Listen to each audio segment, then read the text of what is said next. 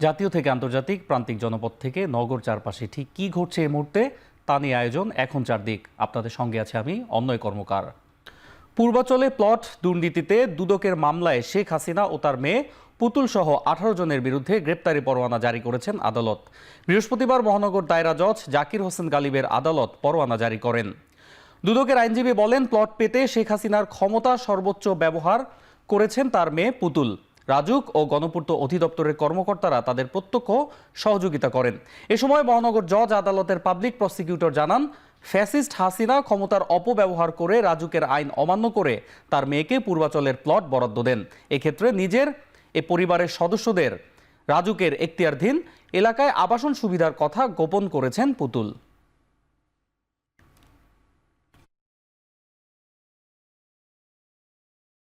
যে অ্যাপ্লিকেশন করতে হয় সেই প্রেসক্রাইব ফর্মে তারা অ্যাপ্লিকেশন করেননি, ইভেন তিনি নিজে আবেদন করেননি। শুধুমাত্র তার সাইমা ওয়াজেদের মা প্রাক্তন প্রধানমন্ত্রী, তিনি তার পদ পদবি ব্যবহার করে এবং তার পদ পদবি ব্যবহার করে রাজুকের যে সমস্ত কর্মকর্তারা ছিল তাদেরকে প্রভাবিত করে এবং তারাও প্রতারণামূলকভাবেই তাকে সহায়তা করে সম্পৃক্ত হয়েছেন এই মামলায়।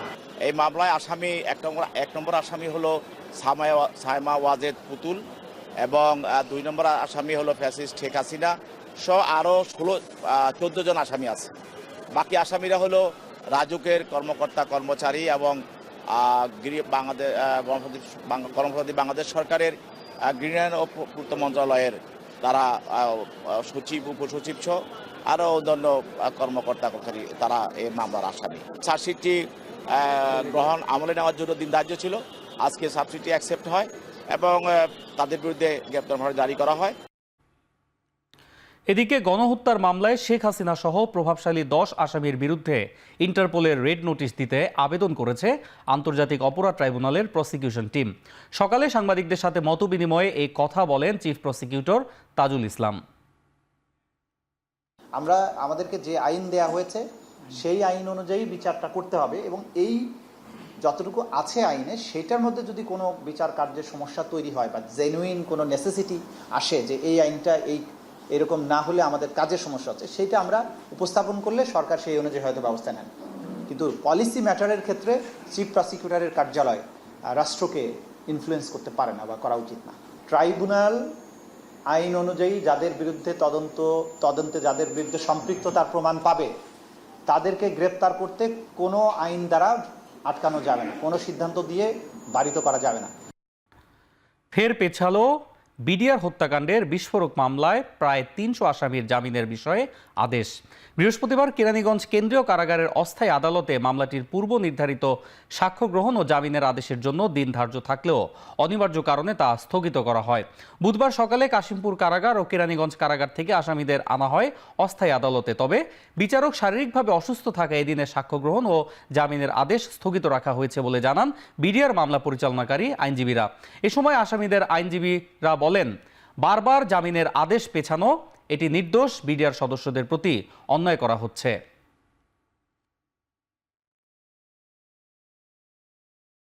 প্রতিটা আসামির নামই সুস্পষ্টভাবে আসছে যে তারা এই বিডিআর বিদ্রোহের সাথে সম্পূর্ণভাবে সরাসরিভাবে জড়িত ছিল।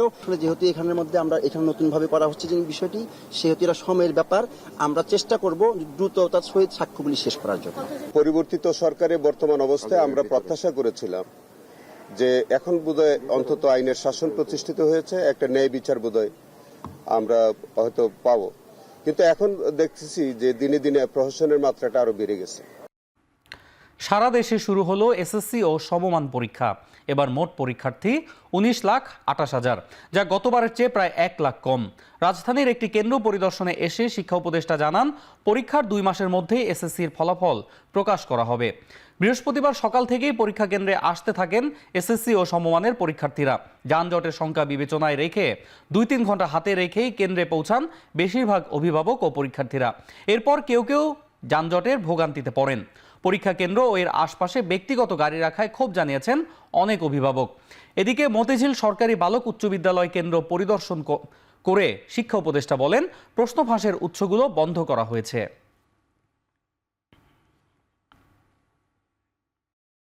যেই সমস্ত সূত্র থেকে প্রশ্নপত্র ফাঁস অতীতে হয়েছে বলে জানা গেছে, আমরা চেষ্টা করেছি সেই সূত্রগুলো প্লাগ করা, যে সেখান থেকে যেন না হতে পারে। তো আশা করি আমরা সাকসেসফুল হব, এবং আজকের আগে আমরা ওই ধরনের কোনো ঘটনা ঘটেনি, এবং এক্ষেত্রে অবশ্যই একটা টপ প্রায়োরিটি এরিয়া হিসেবে আমরা এটাকে দেখেছি এবং কার্যকর একটা প্রয়োজনীয় ব্যবস্থা আমরা গ্রহণ করেছি। যুক্তরাষ্ট্রের প্রেসিডেন্ট ডোনাল্ড ট্রাম্প উচ্চ হারে যে শুল্ক আরোপ করেছিলেন তা 3 মাসের জন্য স্থগিত করায় ধন্যবাদ জানিয়েছেন অন্তর্বর্তী সরকারের প্রধান উপদেষ্টা ডক্টর মোহাম্মদ ইউনূস। বুধবার রাতে প্রধান উপদেষ্টার প্রেস অফিসের ফেসবুক পেজে এক বার্তায় এই ধন্যবাদ জানানো হয়। অনুরোধে ইতিবাচক সাড়া দেয় বাংলাদেশ ট্রাম্পের বাণিজ্য এজেন্ডাকে সমর্থন জানাতে তার প্রশাসনের সঙ্গে কাজ চালিয়ে যাওয়ার প্রত্যয় ব্যক্ত করেন প্রধান উপদেষ্টা। এর আগে গত শনিবার সরকারের উপদেষ্টা, বিশেষজ্ঞ সহ অংশীজনদের নিয়ে জরুরি বৈঠক করেন প্রধান উপদেষ্টা ডক্টর মোহাম্মদ ইউনূস। পরে সম্পূরক শুল্ক পুনর্বিবেচনা করতে তিনি চিঠি পাঠান ট্রাম্পকে। বাণিজ্য ঘাটতি কমিয়ে আনতে পদক্ষেপ নেওয়ার কথা তুলে ধরে শুল্কারোপের সিদ্ধান্ত 3 মাস স্থগিত রাখার অনুরোধ করা হয় সেখানে।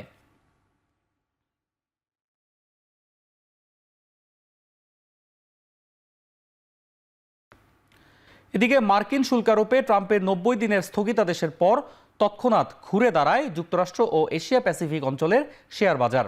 তবে চীন ও হংকংয়ের শেয়ার বাজারে তেমন পরিবর্তন আসেনি। মার্কিন শেয়ারের সূচকে ঐতিহাসিক মূল্যবৃদ্ধি ঘটেছে। শুল্কারোপের ফলে কয়েকদিনের অচলাবস্থার পর S&P 500 9.52% বৃদ্ধি পেয়েছে, যা সূচকের মানে 2008 সালের পর সবচেয়ে বড় উন্নতি। 1957 সালের পর বেঞ্চমার্ক সূচকে এটি তৃতীয় সেরা দিন। এদিকে নাসডাকের সূচকের মান বেড়েছে 12.16%, যা 2001 সালের পর সবচেয়ে বড় উন্নতি। এছাড়া ডাও জোন্স বেড়েছে 7.87%। এদিকে জাপান, দক্ষিণ কোরিয়া, অস্ট্রেলিয়া সহ এশিয়ার শেয়ার বাজারও চাঙ্গা হয়েছে। বাংলাদেশকে দেয়া গুরুত্বপূর্ণ ট্রান্সশিপমেন্ট সুবিধা প্রত্যাহার করায় বেনাপোল বন্দর থেকে 4টি মালবাহী ট্রাক ফেরত পাঠিয়েছে ভারত। এর আগে বুধবার থেকে ভুটান, নেপাল এবং মিয়ানমারের সঙ্গে বাংলাদেশের দ্রুত ও স্বল্প খরচে বাণিজ্য করার পথ বন্ধ হয়ে যায়। পরে দুপুর থেকে বেনাপোল বন্দরে রপ্তানি পণ্য বোঝাই 4টি ট্রাক রপ্তানিকারক ঢাকায় ফেরত নিয়ে যায়। ভারতের নিষেধাজ্ঞায় বেনাপোল বন্দর থেকে ফেরত যাওয়া পণ্যের রপ্তানিকারক ডিএসভি এয়ার অ্যান্ড সিলি প্রতিষ্ঠান। ট্রান্সশিপমেন্ট সুবিধা বন্ধ করায় রপ্তানি বাণিজ্য বড় ধরনের ক্ষতির মুখে পড়বে বলে মনে করছেন বন্দর সংশ্লিষ্টরা।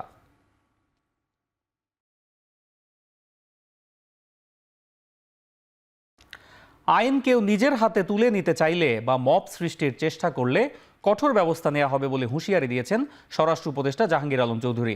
দুপুরে সিলেটের এয়ারপোর্ট থানা পরিদর্শন শেষে সাংবাদিকদের এক প্রশ্নের জবাবে একথা বলেন তিনি। এ সময় স্বরাষ্ট্র উপদেষ্টা বলেন, 5 আগস্টে লুট হওয়া অস্ত্র উদ্ধারে এখনও কার্যক্রম চলমান রয়েছে। এসব অস্ত্র পুরোপুরি উদ্ধার না হওয়া পর্যন্ত হুমকি রয়েছে। এ সময় মবের বিরুদ্ধে সবাইকে ঐক্যবদ্ধ হওয়ার আহ্বান জানান স্বরাষ্ট্র উপদেষ্টা। এর আগে সিলেটে পৌঁছে এয়ারপোর্ট থানা পরিদর্শন করেন তিনি। এ সময় থানায় লাল গালিচার আয়োজন করায় পুলিশ কর্মকর্তাদের শাসান স্বরাষ্ট্র উপদেষ্টা।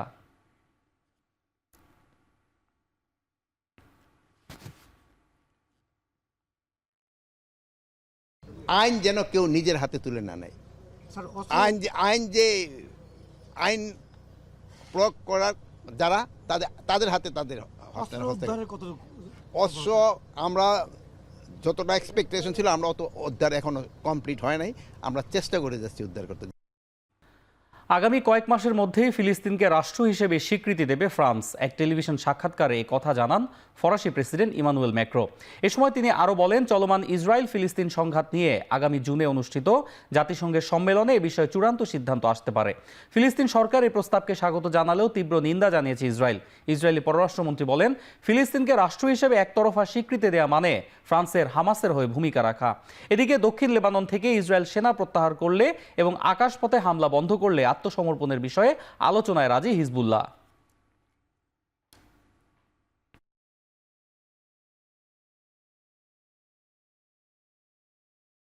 তুরস্কের বরখাস্ত মেয়র একরাম ইমামোগলু এবং প্রধান বিরোধী দলের নেতাদের গ্রেফতারের প্রতিবাদে ইস্তাম্বুলে জড়ো হয়ে প্রতিবাদ করেছে শত শত মানুষ। বিক্ষোভকারীরা শহরের প্রধান সড়কে জমায়েত করেন। এ সময় বন্ধ হয়ে যান চলাচল। তুরস্কের বিভিন্ন স্থানে সাপ্তাহিকভাবে সমাবেশ করার পরিকল্পনা নিয়েছে বিরোধী দল রিপাবলিকান পিপলস পার্টি। এরই অংশ হিসেবে ইস্তাম্বুলে এই সমাবেশ হয়েছে। সমাবেশ বিরোধী নেতা ওজগুর ওজেল অভিযোগ করেন, প্রেসিডেন্ট এরদোয়ান তুরস্কের সামরিক শাসন চালাচ্ছে। তারা জনগণের দাবিকে উপেক্ষা করে নিজেদের গদি রক্ষা করছে। গেল 19 মার্চ ইস্তাম্বুলের মেয়র ইমামোলুকে আটকের পর বিশ্ববিদ্যালয়ের শিক্ষার্থী সহ কয়েক লাখ মানুষ রাস্তায় নেমে আসে। বিক্ষোভ দমাতে ক্ষমতাসীন এরদোয়ান সরকার 2000 বেশি আন্দোলনকে আটক করে।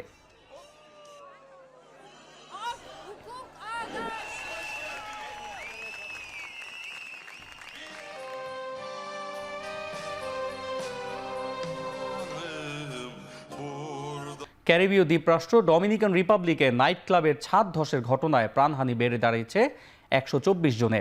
এখনও নিখোঁজ বহু মানুষ। গেল একদিনে ধ্বংসস্তূপের ভেতর থেকে আরও 150 জনকে উদ্ধার করা হয়েছে। হতাহতদের খোঁজে তল্লাশি অভিযান অব্যাহত রেখেছে জরুরি বিভাগের কর্মীরা। তবে যত সময় গড়াচ্ছে জীবিতদের উদ্ধারের সম্ভাবনাও ততই কমে আসছে। আরও একদিন উদ্ধার অভিযান চালিয়ে যাওয়ার ঘোষণা দিয়েছে দেশটির জরুরি অপারেশন সেন্টারের প্রধান। রাজধানীর সান্তো ডোমিঙ্গোতে স্থানীয় সময়ে মঙ্গলবার ভোররাতে কনসার্ট চলাকালে ধসে পড়ে জেট সেট নাইট ক্লাবের ছাদ।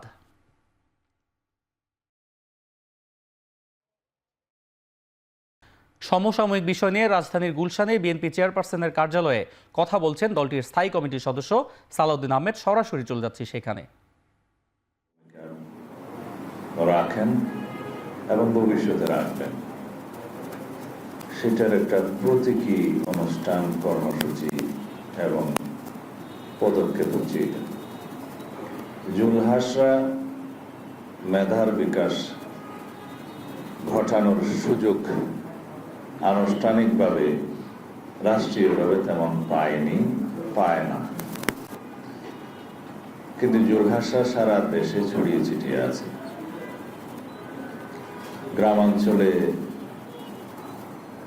তৃণমূল পর্যায়ে অনেক মেধাবী সন্তানরা আছেন যারা সুযোগের অভাবে নিজেদেরকে বিকশিত করতে পারেন না, রাষ্ট্রের জন্য সম্পদ হতে পারেন না, যারা অবহেলায় অসময়ে ঝরে যায়। আমরা সবাইকে আহ্বান করছি সমগ্র জাতির মধ্যে এই বার্তাটা আপনারা ছড়িয়ে দেবেন। যেখানেই আপনারা মেধাবী সন্তানদের খুঁজে পাবেন যারা রাষ্ট্রীয় সুযোগ সুবিধা বঞ্চিত অথবা সমাজের সুযোগ সুবিধা বঞ্চিত, সুযোগ পেলে তারা তাদের মেধার বিকাশের মধ্য দিয়ে সমগ্র জাতির সম্পদে পরিণত হতে পারেন, সেরকম মেধাবীদেরকে আপনারা খুঁজে বের করুন। আমাদের নেতা জনাব তারেক রহমান আরো একটি সংগঠনের মধ্য দিয়ে এবং বিএনপির ব্যানারেও সমগ্র দেশে মানবিক সাহায্য, পড়াশোনার জন্য মেধাবীদের সাহায্য, যারা অর্থাভাবে উচ্চশিক্ষা করতে পারছেন না তাদের দায়িত্ববান সহ অনেক অসহায় পরিবারের যারা বিভিন্নভাবে দুর্ঘটনার শিকার হয়ে মানবতার জীবনযাপন করছে, সেরকম অনেক পরিবারের দায়িত্ব নিয়েছে। গুলশানে বিএনপি চেয়ারপারসনের কার্যালয়ে কথা বলছেন দলটির স্থায়ী কমিটির সদস্য সালাউদ্দিন আহমেদ। এতক্ষণ সরাসরি ছিলাম সেখানে। দর্শক, শেষ করছি এখন চারদিক। এতক্ষণ সঙ্গে থাকার জন্য ধন্যবাদ।